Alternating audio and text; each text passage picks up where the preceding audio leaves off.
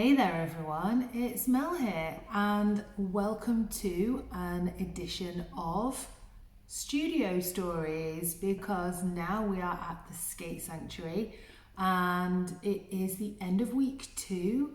I hope you will be able to see the progression of what happens behind me as we move along with this series.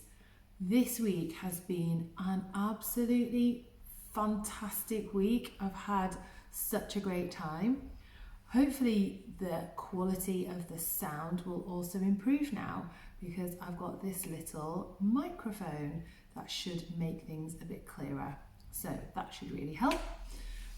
You can maybe see some of the changes behind me already. We've got a mirror up there on the cupboard, and I've moved my couch over to this side of the room.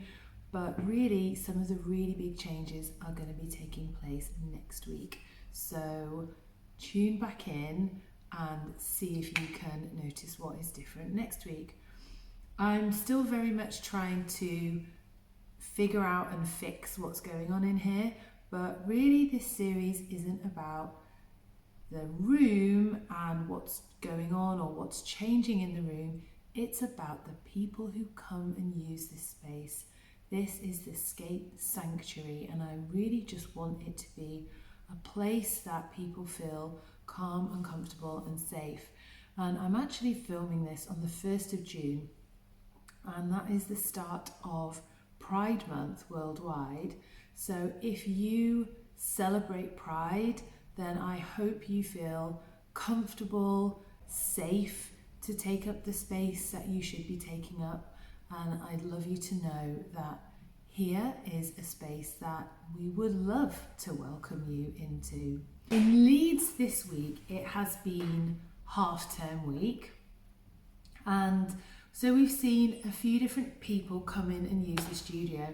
It's been really sweet to see adults coming with their children. And I did inadvertently make one of the mums well up a little bit, because I think maybe she's just never realised what an incredible role model she is.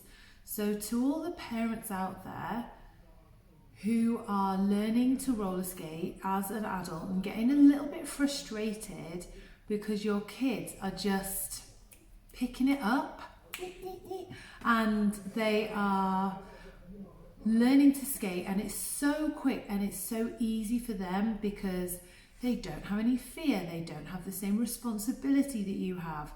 They are low to the ground, and when they fall over, they are basically already there and they can get up again. I remember well when my son was young, he came away from a skate session with the rosiest little cheeks. It was like really cute, but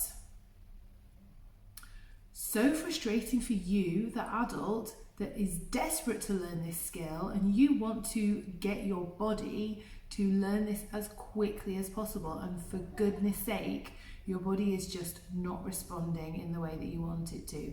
So you are desperately trying to figure out how you can learn faster, and we overthink everything, and we are trying to figure out the best techniques, the fastest techniques to learn things, yet your small person who cares about none of these things is absolutely crushing the roller skate skills way faster than you could ever figure it out, because they don't carry the same weight of responsibility and fear.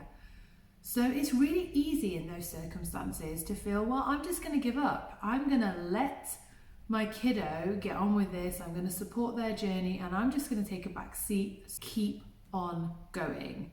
Because if you can keep on going, you are demonstrating to your child that actually this is a really difficult skill, but you feel it is worth persevering for. Learning takes time, and that is okay. It's taking you longer than you thought it would. You're experiencing a range of emotions. But how incredibly powerful is that for a child to hear the significant adult in their life expressing a range of emotions Like, that child is going to grow up being really emotionally literate. And I'm sorry, there are so many adults walking around out here who are completely not self-aware at all and just don't understand how to communicate well about their mental health or their emotional state. If you can support your children to not go through that, I hope you can see that's a really, really powerful thing. Okay, moving swiftly on to some of the other people who came into our shop and our studio this week. Somebody who came to try skates on, and they were really worried that we wouldn't have roller skates in their size. And that's a really common concern as well, is that roller skates are not available in a range of sizes, particularly larger sizes. And for people who might be transitioning, we often have conversations with people who say, I'm transitioning, I would really like a cute pair of roller skates that will allow me to express myself, but everything in my size is just a bit drab. What can I do about that? Now that's a challenging question, because that's kind of slightly beyond what we can maybe do in terms of influence a manufacturer. We're such a small business, we don't have that buying power, but we can customize, and we are great at customizing. We can add laces, we can add lace charms, we can switch out the wheels, we can just jazz things up. We will do our best to find boots that will help you express the whole of yourself. And I think that part about taking up space is so important in Pride Month. It's maybe a bit ironic that I'm wearing a really big black hoodie today, but it just happens to be a super baggy one, and it's really cozy. It was a real privilege to fit somebody for boots this week who is transitioning, and she literally reduced me to tears when she left, having tried on a couple of pairs of skates and just being just a very sweet human. And she did come with a friend, so that was also really lovely. She said that here we were the first people that she's probably come out to and shared, and I just felt a bit of like a weight of, I don't know, not responsibility, but just, thank you for letting us into your life, and I'm glad that you feel safe and comfortable, and that is just such a huge thing for somebody to share with you. But I do also think that it is easier to share things with a stranger when you can intuit that maybe they have similar values to you. That can be easier. We have lots of people who would identify as LGBTQIA2S+, who come along to Friday Night Social, and we have lots of people who are not to come along to Friday Night Social.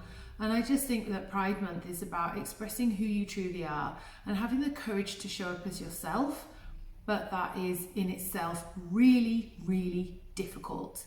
I think the world is potentially going to judge you for that, and that's not a nice feeling, as recovering people pleasers. I think I definitely want people to like me. I want you to like me for who I am, and I don't really want to have to mold myself around you. But as I've got older, I've got more comfortable with who I am, and I'm far less willing to mold myself into something that will please somebody else. As somebody who is now in their mid-40s, I am 100% going to continue dressing like, I don't know, someone who is a bit like I'm going to say a bit of a scruff bag, because certainly when I was in my 20s, this is not how I would imagine a business owner would dress. In a hoodie, a t-shirt, and some lime green trousers and trainers every single day. That isn't at all how I thought somebody in the world of business would dress. I don't think I would have worn lime green trousers when I was in my 20s. I feel that I would have worried that it would draw too much attention to me, that I would stick out too much, that people would look at me. I don't want to be looked at in the street. And the crazy thing about roller skating is that it absolutely draws more attention to you. You roller skate around as an adult with light up wheels on, and people are going to look at you. And that's not because they're staring at you or necessarily judging you. They're gonna look at you because your eye, human eye, is naturally drawn to movement. From a caveman perspective, it was part of making sure that we were not going to get eaten alive, because something moving could be a predator. Our eye is drawn to movement, and roller skaters are moving all the time. So of course you notice in the periphery of your vision if someone is moving around, and your eye is going to be drawn to that movement. So I think that's really interesting to note that, yeah, people are not necessarily staring at you because you're a roller skater. Then if any of this is making sense to anyone, I mean, it always makes sense to me, but I feel my brain processes things in a really different way. I kind of feel like I see the world perspective in a different way. It really takes courage to show up as the full person that you are. So I'm going to describe the full me. This is who I am. This is who I like. My name is Mel, short for Melissa. I am currently 45. I was born in Singapore, and my mum is Chinese. My dad is English. I have a 19-year-old son. I live with my partner and 2 cats, and we love them very much. One's a very, very fluffy boy, and I have a very skittish little lady as well. I'm currently learning British Sign Language, which I cannot show you while I'm holding this microphone, but maybe I'm going to sign out with that. I think it's a really great thing that it's been included on the curriculum now, and I hope that it helps to make the world a more inclusive and accepting place. Published books. I have been a primary school teacher for 20 years. I've worked abroad. I have done all kinds of stuff. This is not a list of lifetime achievements. I still play Pokemon Go. Also like board games, and I don't drink a lot of alcohol. So there we go. I think some of the conversations I've been having this week around alcohol and going out and spaces that people enjoy, or things that people enjoy or don't enjoy, are alcohol-free spaces, or particularly the lack of them. So I actually recorded this in an earlier video and then I lost the content. Roller skating and alcohol are not the greatest of mixes, and my name is on the insurance, and it's already costs me a fortune without adding to that. So I will ask that you do not drink alcohol when you're roller skating with us. Thank you very much. Also say that there are lots of people who either don't want to drink alcohol or are recovering from addiction. And again, the courage it takes to tell somebody that you don't particularly enjoy alcohol, or it's just never been part of your lifestyle.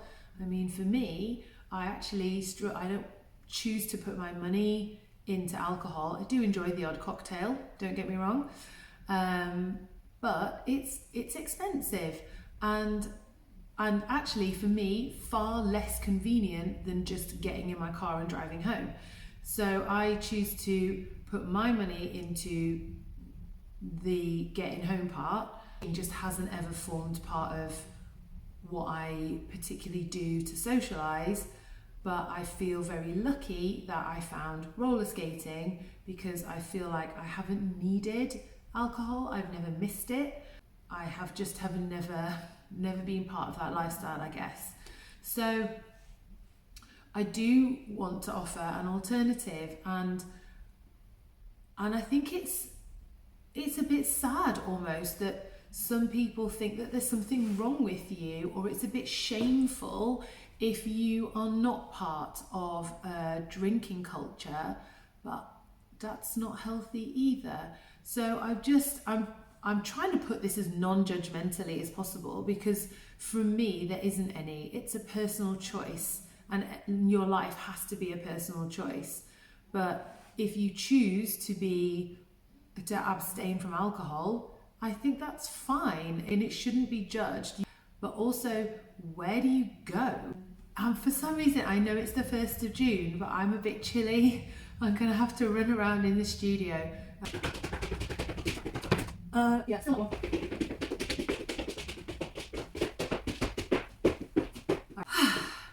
Okay, I think that'll do.